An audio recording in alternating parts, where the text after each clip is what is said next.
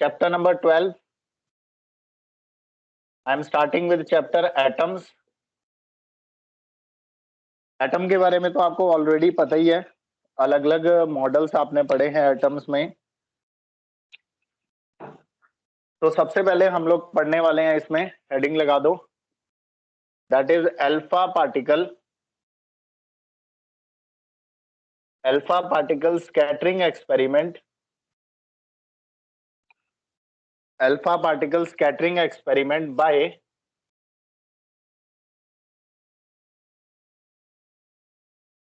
Bye Geiger and Marsden. तो बेटा ये GM, एक्चुअली ये दो रिसर्चर्स के नेम है, गिगर एंड मार्सडन। इन्होंने अल्फा रे स्कैटरिंग एक्सपेरिमेंट किया। इस बेसिस पर एटम्स के बारे में बेसिक नॉलेज तो आपको होगी, मैं ये अज्यूम करूंगा कि आपको पता है कि एटम क्या होता है, छोटी छोटी बातें ये सारी। अब इनका एक्सपेरिमेंटल सेटअप कैसा था, एक्सपेरिमेंटल ऑपरेटर्स कैसा था, पहले वो आपको बनाना है। इन्होंने एक बिस्मिथ का सोर्स लिया, यहाँ पे मेरे साथ साथ बनाते रहना।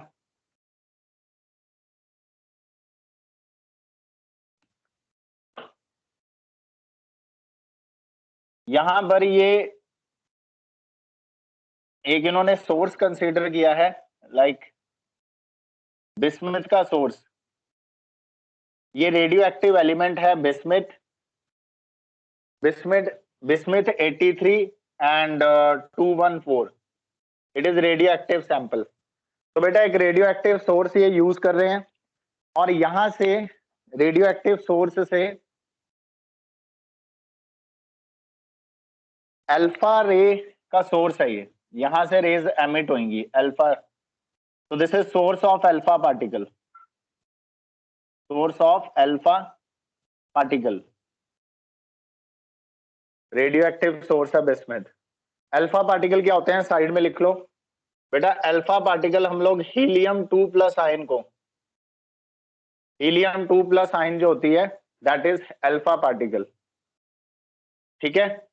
या फिर you can say that helium 24 जो होता है हमारे पास, यही होता है ना। तो हीलियम 2+ आयन जो होती है दैट इज अल्फा पार्टिकल, तो ये ध्यान रखना। तो सबसे पहले beam of alpha particle is emitted from this bismuth and is directed on a thin metal foil। एक पतली सी मेटल फॉयल है यहाँ पे, a thin metal foil and it is of gold, gold की है ये, इसके ऊपर हमने फॉल करवाई है। तो this is a beam of alpha particle and this one is metal foil है, a very very thin metal foil, gold foil है बेसिकली। एंड बेटा यहां पर इसके अराउंड जो है एक जिंक सल्फाइड की स्क्रीन है,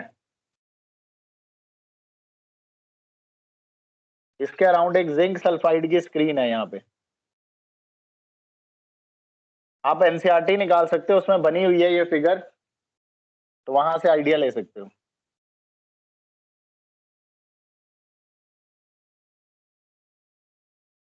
तो ये जो सर्कुलर जो स्क्रीन आपको नजर आ रही है, actually this is zinc sulphide screen, this one is zinc sulphide screen. Zinc sulphide screen क्या करती है, इट प्रोड्यूसेस लाइट फ्लैशेस, करेंगे एक्सप्लेन। और ये जो हमारे पास है ये screen, this is a thin gold foil, thin gold foil. Actually bismuth जो सोर्स है it is radio active source, तो रेडियो एक्टिव रिएक्शंस के बाद यहाँ से हमें मिलेंगे अल्फा पार्टिकल, और अल्फा पार्टिकल जो ये एमिट करेगा उसकी जो एनर्जी होएगी वो 5.5 मेगा इलेक्ट्रॉन वोल्ट एनर्जी। थोड़े पैरामीटर्स याद रखने हैं आपको। 5.5 mega electron volt energy emit कर, एनर्जी वाले अल्फा पार्टिकल की बीम यहाँ से ही एमिट होएगी और जाके स्ट्राइक करेगी गोल्ड फॉइल को। और यहाँ पर इसके अराउंड जो एक जिंक सल्फाइड की स्क्रीन है। जिंक सल्फाइड की स्क्रीन क्या करती है, अगर कोई अल्फा पार्टिकल स्कैटर होने के बाद, क्योंकि गोल्ड फॉइल से क्या होगा, जैसे ये अल्फा पार्टिकल्स जा रहे हैं तो ये स्कैटर हो सकते हैं अलग अलग एंगल्स पर। यहाँ से अल्फा पार्टिकल क्या हो सकता है कि एकदम स्ट्रेट जाए, ये भी हो सकता है कि यहाँ से ये कुछ एंगल से डेविएट होके स्कैटर होने के बाद जाए। तो जैसे ही ये स्कैटर होके किसी पर्टिकुलर एंगल पे जाएगा, ये जाके जिंक सल्फाइड स्क्रीन को टच करेगा, और जब अल्फा पार्टिकल या कोई energetic particle zinc sulphide screen को जाके हिट करता है, तो जिंक सल्फाइड स्क्रीन जो है इट प्रोड्यूसेस लाइट फ्लैशेस, यानी वो चमकेगी स्क्रीन, जहां पर भी पार्टिकल जाके टच करेगा वहां पर एक लाइट फ्लैश जनरेट होगी। तो लाइट फ्लैश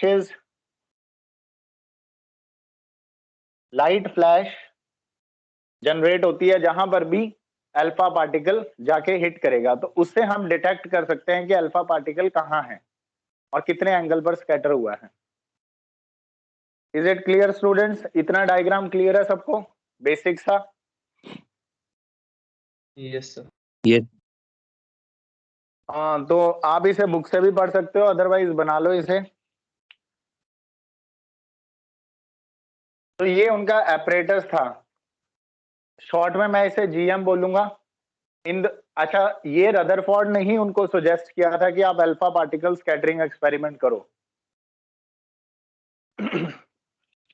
तो रदरफोर्ड की सजेशन के बाद इन्होंने ये एक्सपेरिमेंट किया, अल्फा पार्टिकल स्कैटरिंग एक्सपेरिमेंट, जी और एम ने, और अकॉर्डिंगली ये उनका एपरेटस था, एक्सपेरिमेंटल सेटअप था। तो इसको फटाफट नोट डाउन कर लो, फिर आगे चलते हैं।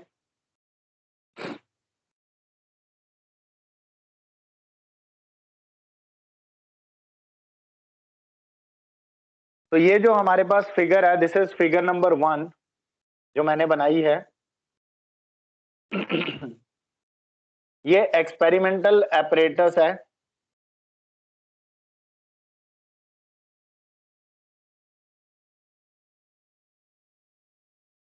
मतलब ये मटेरियल उसने यूज किया है basically.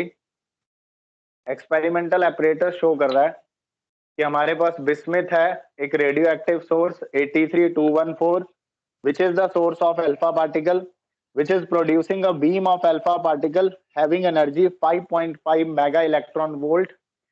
This highly energetic alpha particle will strike this gold foil और यहां से स्कैटर हो जाएगा बेटा। सपोज मैं एक दो बीम और निकाल दूं यहां से, लाइक दिस, ये अल्फा पार्टिकल की ही अलग अलग पार्टिकल्स आ रहे हैं। तो नाउ कुछ अल्फा पार्टिकल, तो you will find that some alpha particle will go straight, और जैसे ही इस स्क्रीन को जाके टच करेंगे तो they will produce light flashes at this point. Similarly कुछ some will scatter by small angle, कुछ स्कैटर हो जाएंगे, and some will scatter by small angles, some will scatter by large angle. तो this is how, जहां जहां भी ये जाके टच करेगा अल्फा पार्टिकल स्कैटरिंग के बाद इस जिंक सल्फाइड स्क्रीन को, वहां पर ये लाइट फ्लैशेस जनरेट करेगा।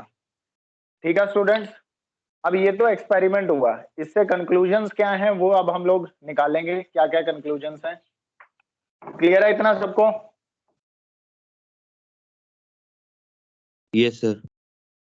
रब कर दूं, ये सबका हो गया?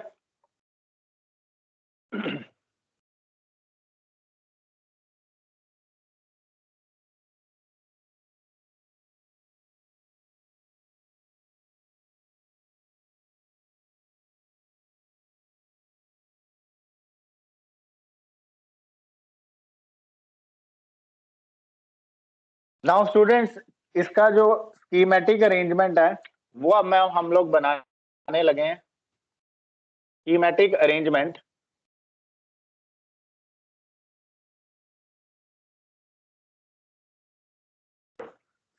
schematic arrangement of Geiger-Marsden experiment।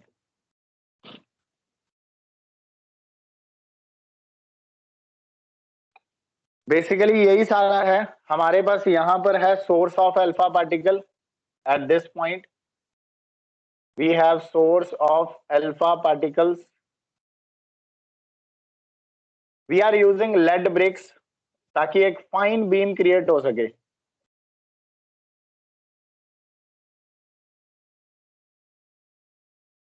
तो यहां से ये आ रही है beam of alpha particle, so these are lead bricks. Lead एक ऐसा मटेरियल है जो पास होने नहीं देता, हाई एनर्जेटिक अल्फा पार्टिकल्स को भी पास नहीं होने देगा। तो यहां से ये जो हमने स्पेस छोड़ा हुआ है लेड ब्रिक्स के बीच में, यहां से एक फाइन बीम क्रिएट होगी अल्फा पार्टिकल की। और भी अल्फा पार्टिकल आएंगे लेकिन लेड ब्रिक्स उनको यहीं रोक देगा और एक फाइन बीम क्रिएट करके देगा। This fine beam of alpha particle, so it will strike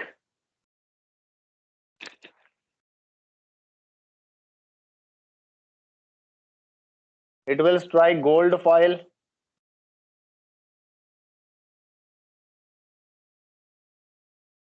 तो यहां पर हमने गोल्ड फॉइल ली हुई है। ये जो पतली सी शीट है दिस वन, ये एक single line, this is gold foil. ये जो पतली सी शीट है, this sheet is gold foil. Now this beam of alpha particle, this beam of alpha particle, it will strike this gold foil like this। और बेटा इसके पीछे यहां पर वो हमारी स्क्रीन लगी हुई है, this one, this is zinc sulphide screen, ZNS screen जो हमने अभी दिखाई है मैंने। और इस स्क्रीन के साथ साथ यहां पर एक रोटेटेबल डिटेक्टर लगा हुआ है, बना लेना सारे ये। रोटेटेबल डिटेक्टर बेसिकली ये माइक्रोस्कोप है। ये जो रोटेटेबल डिटेक्टर है इट इज बेसिकली माइक्रोस्कोप। ये ऐसे ऐसे रोटेट कर सकता है on this screen, like it can rotate like this, ऊपर और नीचे ऐसे आ सकता है। नाउ गोल्ड फॉइल से स्कैटर होने के बाद जो पार्टिकल स्कैटर नहीं होगा वो तो सीधा चला जाएगा like this. This is the initial direction of alpha particle, जो गोल्ड फॉइल से बिना स्कैटर करके चला गया। Some will scatter by large angle, कुछ अल्फा पार्टिकल जो है they will scatter by large angle like this. Some alpha particle will go in this direction, यानी स्कैटरिंग के बाद कुछ इस डायरेक्शन में ऐसे ऐसे आएंगे। तो ये जो अल्फा पार्टिकल है it is large angle scattering. आप देखो ना यहाँ पर ये जो एंगल बन रहा है, ओरिजिनल उसकी डायरेक्शन ये थी, बट इतना एंगल थीटा एंगल से which is a large angle they are scattered. तो this one is large angle scattering. और ये अल्फा पार्टिकल यहां से हम लोग क्या करेंगे, डिटेक्टर को अगर हमने यहां रखा हुआ है तो यहां से जो भी अल्फा पार्टिकल आएगा जिंक सल्फाइड स्क्रीन को टच करेगा, वहां लाइट फ्लैश जनरेट होगी। और जो लाइट फ्लैश यहां जनरेट होगी वो माइक्रोस्कोप की हेल्प से हम लोग डिटेक्ट कर लेंगे। डिटेक्टर भी अपने आप में एक अलग फंक्शन करता है, बट वो हमने सिर्फ इतना ही समझना है कि इस डिटेक्टर ने यहाँ पे डिटेक्ट कर लिया अल्फा पार्टिकल को। तो ये लार्ज एंगल स्कैटरिंग है। कई बार क्या होता है कि कोई अल्फा पार्टिकल यहां से वापस भी आ जाता है, जैसे ऐसे गया और स्कैटर हो गया। बहुत कम पार्टिकल ऐसे होते हैं जो इस डायरेक्शन में स्कैटर करेंगे। some alpha particle can scatter in this direction, so this is called backward scattering। तो यहां से जो स्कैटरिंग हो रही है this is called backward scattering। Note करते रहना साथ साथ में। बैकवर्ड स्कैटरिंग की रेशियो काफी कम है, यू कैन से दैट 1/8000, यानी 8000 अल्फा पार्टिकल्स में से सिर्फ एक पार्टिकल ऐसा है रफली जो वापस आ गया, मतलब उसकी बैक स्कैटरिंग हुई। Most of the alpha particles they are going straight without any deviation. बहुत सारे अल्फा पार्टिकल ऐसे ही चले गए सीधे सीधे ही, मतलब कुछ अल्फा पार्टिकल यहां से आए एंड वो बिना ज्यादा स्कैटर हुए स्ट्रेट अवे ही पास हो गए। तो this is small angle scattering. जो अल्फा पार्टिकल यहाँ आ रहे हैं, यहाँ पर आने वाले alpha particle, this is small angle scattering. तो स्टूडेंट समझ आ रहा है यहाँ तक पूरा setup? Yes, sir. So this is basically the schematic arrangement of GM experiment. To make this diagram, अब इन्होंने किया क्या है, ये पूरा apparatus मैंने आपको बता दिया। बिस्मिथ यहाँ पे सोर्स लिया हमने और बिस्मिथ सोर्स से अल्फा पार्टिकल की बीम जनरेट कराई। To make it a fine beam, एक फाइन बीम बनाने के लिए we are using lead bricks, और ये लेड ब्रिक्स जो हैं यहां से फाइन बीम आई, ये गोल्ड फॉइल को टच कर रही है, गोल्ड फॉइल को स्ट्राइक करके जाके कुछ alpha particle they are moving straight, तो सम स्मॉल एंगल स्कैटरिंग है by some alpha particle, some are scattered by large angle scattering, and very few particles they are scattered backward scattering बहुत कम particle की है। रफली जो है out of 8000 alpha particle only one particle gets scattered in the backward direction. Is it clear यहाँ तक? So everyone please note it down. Sir lead bricks का क्या रोल है? लेड ब्रिक्स का रोल ऐसा है कि लेड एक ऐसा मटेरियल है जो इन हाईली एनर्जेटिक अल्फा पार्टिकल को पास नहीं होने देगा। सपोज यहां से जो अल्फा पार्टिकल निकलेगा वो आगे नहीं जा सकता, वो यहीं ब्लॉक हो जाएगा, बिकॉज वो लेड को क्रॉस नहीं कर पाएगा। तो जो भी अल्फा पार्टिकल इस थोड़े से स्पेस में होंगे, हमने बहुत छोटा सा स्पेस छोड़ा हुआ है बीच में, गैप, बहुत थोड़ी सी स्लिट छोड़ी हुई है, आप ऐसे समझो, वेरी वेरी स्मॉल स्लिट। तो जो भी अल्फा पार्टिकल इस स्लिट से निकलेंगे वो एक फाइन बीम क्रिएट करेंगे अल्फा पार्टिकल की, और बाकी सारे अल्फा पार्टिकल्स लेड ब्रिक्स से क्रॉस नहीं कर पाएंगे। Is it clear? लेड एक ऐसा मटेरियल है Yes, ना sir. जिससे कि जो हाईली एनर्जेटिक रेडिएशंस होती हैं वो भी लेड को क्रॉस नहीं कर पाती। इसलिए लाइक जो रेडिएशंस पर रिसर्च करते होते हैं या जिनका भी वर्क रेडिएशन से रिलेटेड रहता है, वो लेड से बने हुए कोट या फिर सूट पहनते हैं, तो दैट कि वो रेडिएशन से बच। हाँ जी, सर ये अल्फा पार्टिकल कहाँ से लिया? अल्फा पार्टिकल बिस्मिथ सोर्स से आता है। मैं आपको जैसे अगले चैप्टर में आपको समझ आएगा कि कैसे कोई रेड, इससे अगला चैप्टर है ना मैं न्यूक्लियर मैं जब कराऊंगा, तो उसमें आपको समझ में आएगा कि जैसे न्यूक्लियर रिएक्शंस होते हैं और आफ्टर न्यूक्लियर रिएक्शन से एक अल्फा डिके एक रिएक्शन होता है, अल्फा डिके। अल्फा डिके में होता यह है कि अल्फा पार्टिकल एमिट होता है, ये न्यूक्लियर रिएक्शंस होते हैं, alpha decay, beta decay, gamma decay, like this. अभी मैं आपको बताता हूं कि लाइक हमारे पास बिस्मिथ है, बिस्मिथ 83214, ये हमारा पार्टिकल है, रेडियो एक्टिव सैंपल है, ये रेडियो एक्टिव है। तो रेडियो एक्टिविटी का मतलब होता है कि ये अपने आप को डिके करता रहेगा विद टाइम। मतलब आज अगर आप ये मान के चलो कि if you have a 10 gram of bismuth, suppose थोड़ा सा 10 ग्राम बिस्मिथ है, आपने उसको यहाँ रख दिया, कुछ दिनों के बाद आकर देखा आपने वो 5 ग्राम ही रह गया, आफ्टर सम डेज आके आपने देखा या आफ्टर सम टाइम आपने देखा कि वो 3 ग्राम रह गया, इसका मतलब है कि वो अपने आप डिके करी जा रहा है। ऐसे ऐसे मटेरियल्स को रेडियो एक्टिव मटेरियल्स कहते हैं, जो स्पॉन्टेनियसली डिके होते हैं, यानी अपने आप डिके होते रहते हैं। अब डिके होने के अलग अलग वेज होते हैं।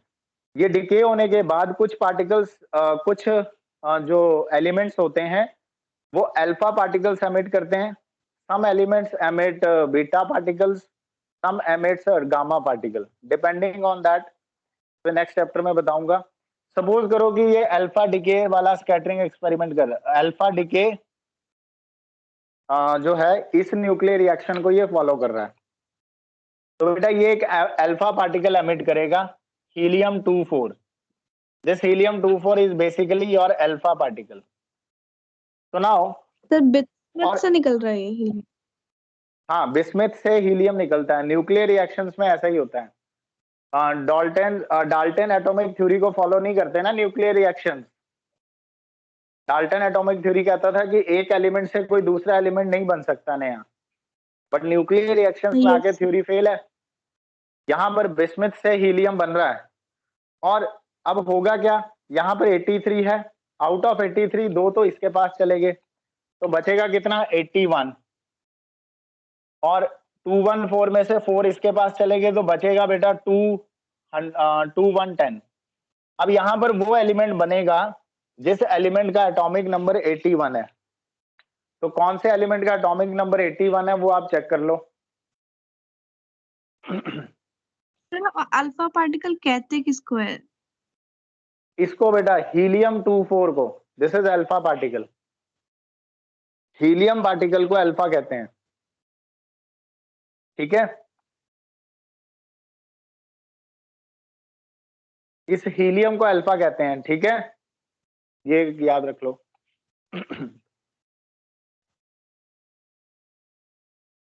यहां पर आई डोंट नो कि ये कौन सा पार्टिकल किसका एटॉमिक नंबर 81 है, लेकिन वो वाला एलिमेंट यहां बनेगा जिसका एटॉमिक नंबर 81 होगा। यहाँ एटॉमिक नंबर होता है, यहाँ एटॉमिक मास होता है, मास नंबर होता है। तो अल्फा डीके के बाद हमें ये एक एलिमेंट मिलेगा, देख लेना ये एक्स क्या है। थेलियम, थेलियम है तो थेलियम बन जाएगा, ठीक है। तो बिस्मिथ से थेलियम बनेगा 81210 और एक अल्फा पार्टिकल एमिट होगा। Is it clear? Yes sir. चलो खैर ये हमने नेक्स्ट अगले वाले चैप्टर में अच्छे से पढ़ेंगे इसको। बट अभी मैं ये बता रहा था कि सोर्स है ये, this is source of alpha particle जो हमने यहाँ यूज कर रखा है। वहां से हीलियम पार्टिकल निकले, उसकी एक फाइन बीम बनाई, गोल्ड फॉइल के ऊपर स्ट्राइक कराया, वहां से स्कैटरिंग हो रही है। और ये पूरी जिंक सल्फाइड स्क्रीन है इसके अराउंड, जैसा मैंने शो किया था पहले। और ये हमारा डिटेक्टर है, इसको हम लोग रोटेट कर सकते हैं अलग अलग एंगल पे। जैसे अभी मैंने इस डिटेक्टर को थीटा एंगल पे रखा हुआ है, ये डिटेक्टर जो अभी थीटा एंगल पे रखा हुआ है यहाँ पे, तब हम ये देखेंगे कि इस एंगल थीटा पर कितने पार्टिकल्स आ रहे हैं। डिटेक्टर नोट कर लेगा इन पार्टिकल्स को। जैसे ये पार्टिकल यहाँ स्ट्राइक करेगा, यहाँ यहाँ यहाँ, तो वहां पर ये लाइट फ्लैशेस जनरेट करता है। लाइट फ्लैशेस को इट इज ऑल्सो कॉल्ड सिंटिलेशंस। तो बेटा जिंक सल्फाइड स्क्रीन पर लाइट फ्लैशेस जो वो जनरेट करेगा, लाइट फ्लैशेस जनरेट या प्रोड्यूस लाइट फ्लैशेस, और यू कैन से दैट सिंटिलेशंस। इसको सिंटिलेशंस भी कहते हैं। मतलब जैसे ही कोई अल्फा पार्टिकल स्ट्राइक करेगा जिंक सल्फाइड स्क्रीन को, तो वहां पर वो सिंटिलेशन प्रोड्यूस करेगा, लाइट फ्लैशेस जनरेट करेगा, और उन लाइट फ्लैशेस को ये रोटेटेबल डिटेक्टर जो है डिटेक्ट कर लेगा। अब मेरी बात ध्यान से सुनना, ये पूरे एक्सपेरिमेंट को करने के बाद, इस पूरे एक्सपेरिमेंट को करने के बाद जीएम ने यानी गिगर और मास्डन ने एक ग्राफ बनाया है। उसने अलग अलग एंगल्स पर डाटा कलेक्ट किया। ध्यान से सुनना, यहाँ पे ये थीटा वेरिएबल है। बेटा क्या चीज है जो वेरिएबल है? Number 1 this theta, and number 2 यहां पर मैं एक एन बना रहा हूं, एन लिख रहा हूं, थीटा और एन। थीटा क्या है? Theta is the angle of scattering, it is scattering angle, यानी कितने एंगल पर स्कैटरिंग हुई है। नंबर 1 वेरिएबल्स कौन कौन से हैं मैं वो बता रहा हूं यहाँ पे। वेरिएबल्स ये आपने अलग से नोट करने हैं। एक तो है बेटा theta which is angle of scattering, और दूसरा है हमारे पास यहाँ पे capital N, that is number of alpha particles at that angle. एक आएगा एन, और ये थीटा का फंक्शन है। एन जो है that is function of theta, यानी थीटा पे डिपेंड करता है इस पर्टिकुलर एंगल पर कितने अल्फा पार्टिकल्स आ रहे हैं। That number of alpha particles scattered at an angle theta, that is n theta. Number of alpha particles scattered at angle theta. Number of alpha particles scattered at angle theta. जैसे आप ये बोल सकते हो कि 45 degree पे 10 alpha particle आए और 30 डिग्री पे 20 अल्फा पार्टिकल आए, एंड सो ऑन। मतलब अलग अलग एंगल्स पर अलग अलग number of particles, different number of particles आएंगे जो डिटेक्टर डिटेक्ट करेगा। तो यहां पर दो वेरिएबल हैं, एक तो थीटा और दूसरा capital N, that is number of particles, alpha particles scattered at angle theta. Is it clear students? इतना से यस और no everyone? Yes sir. Okay good. Now अब बेस्ड ऑन दिस उन्होंने अलग अलग डाटा कलेक्ट किया, थीटा की value note की उन्होंने और साथ में नंबर ऑफ पार्टिकल्स कितने मिले वो नोट किया। यहाँ पर स्केल भी लगा होता है ना, एक स्केल यहाँ पे लगा होता है जो एंगल को मेजर करता है। वो एक्सपेरिमेंटल सेटअप की बात है, हमारा फोकस उस पर नहीं है ज्यादा। तो ये सबका हो गया, रब कर दूं? ये सबका हो गया ना? ओके।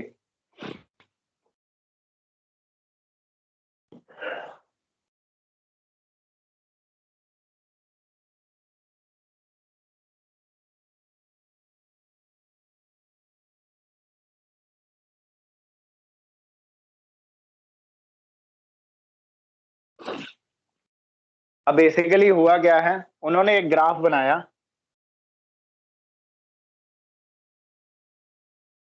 ग्राफ था यहाँ इस एक्सिस पर तो उन्होंने लिया स्कैटरिंग एंगल, एक्स एक्सिस पर उन्होंने लिया scattering angle that is theta, यानी कितना एंगल स्कैटर हुआ, like 0, 10, 20, 30 degree, 40 degree, like this.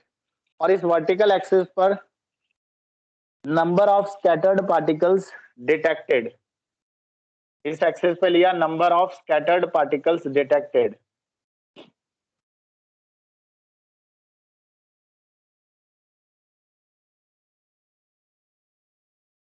यानी बेटा उन्होंने एन की वैल्यू ली कि कितने नंबर ऑफ पार्टिकल्स स्कैटर्ड हुए हैं।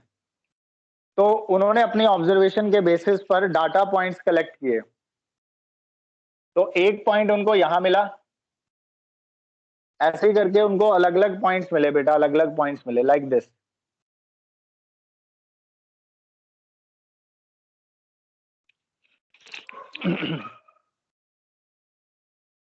समझ में आ रहा है आपको? ऐसे जैसे कि इतने एंगल पर सपोज ये वैल्यू जो है ये यहाँ 10 डिग्री है और ये वैल्यू जो है 1000 है, यानी 10 डिग्री पर 1000 पार्टिकल्स मिले, समथिंग लाइक दिस। क्लियर है बच्चे? तो ऐसे उन्होंने डाटा पॉइंट्स से अलग अलग एंगल्स पर ऑब्जर्वेशंस ली। तो after taking observations at different points, तो उनको ये डाटा पॉइंट्स मिले हैं।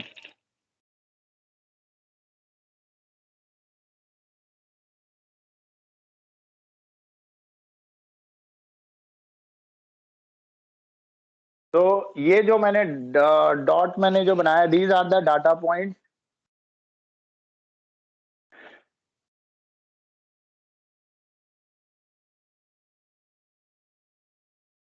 डाटा पॉइंट्स का मतलब है they are taking the value of theta comma N, यानी कितने एंगल पर कितने पार्टिकल्स हैं। Data points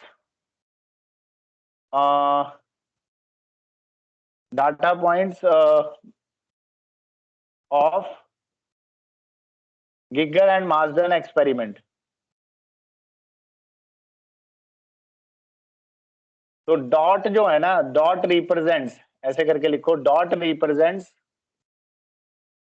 represent data points which is theta comma N of GM experiment. तो ये उन्होंने डाटा कलेक्ट किया है अलग अलग एंगल पर, how many number of particles are scattered उन्होंने मेजर किया पूरे एक्सपेरिमेंट से, और इस तरह का डाटा पॉइंट्स उनको मिले हैं।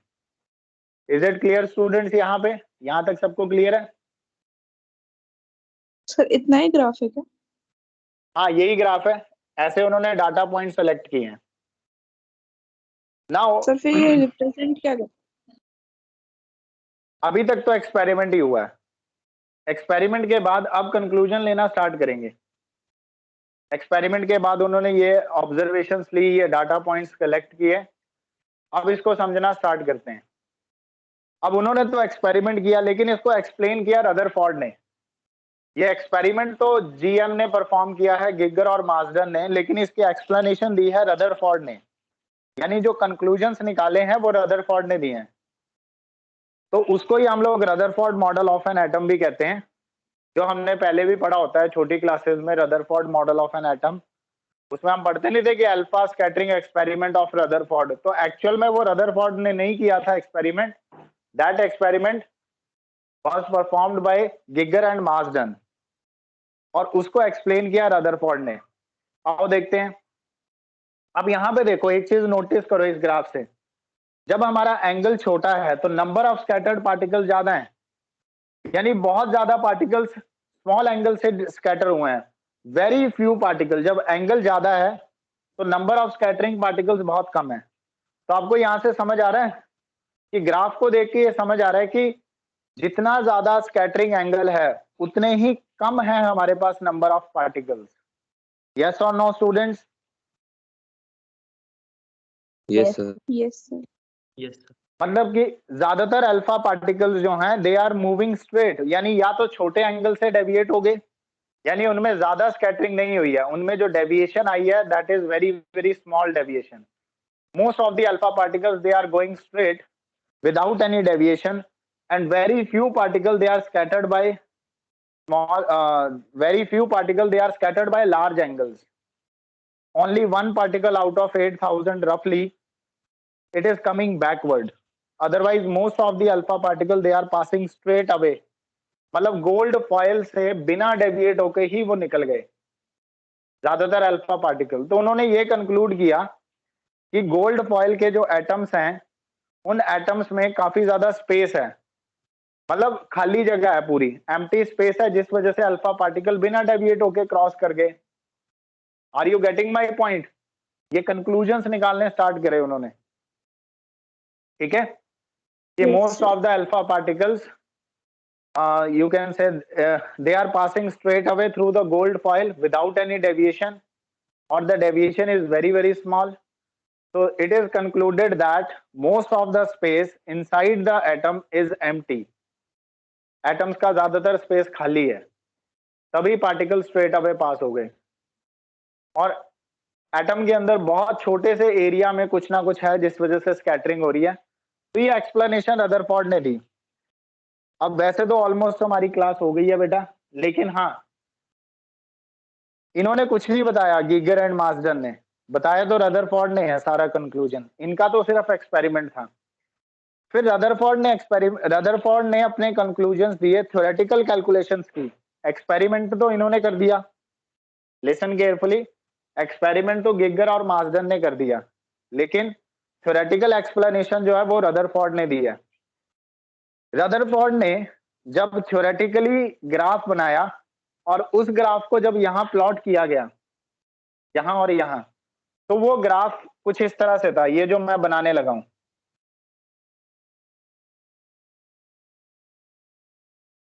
लाइक दिस, ये जो सॉलिड जो ग्राफ आपको दिख रहा है, दिस सॉलिड कर्व, जो डॉट पॉइंट हैं वो तो गिगर मार्सडन के हैं, लेकिन ये जो लाइन है सॉलिड कर्व जो है, this solid curve, this solid curve is predicted by, this solid curve was predicted by Rutherford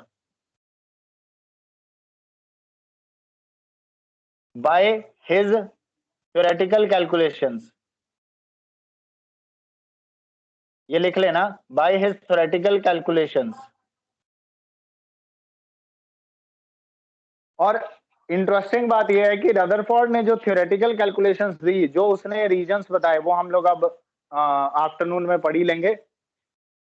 और ऑन दैट बेसिस उसने थ्योरेटिकल कैलकुलेशंस के बेसिस पर जो ग्राफ बनाया है और जो एक्सपेरिमेंटल ग्राफ गीगर मार्सडन ने बनाया है, ये दोनों मैच कर रहे हैं। और यहां से हमने रदरफोर्ड के मॉडल को एक्सेप्ट किया। Is it clear students? Because experimental data points and theoretical and the solid curve predicted by Rutherford, theoretical जो curve है, both are in great agreement with each other, यानी दोनों मैच कर रहे हैं। It means कि Rutherford ने जो भी conclusions दिए हैं they are correct.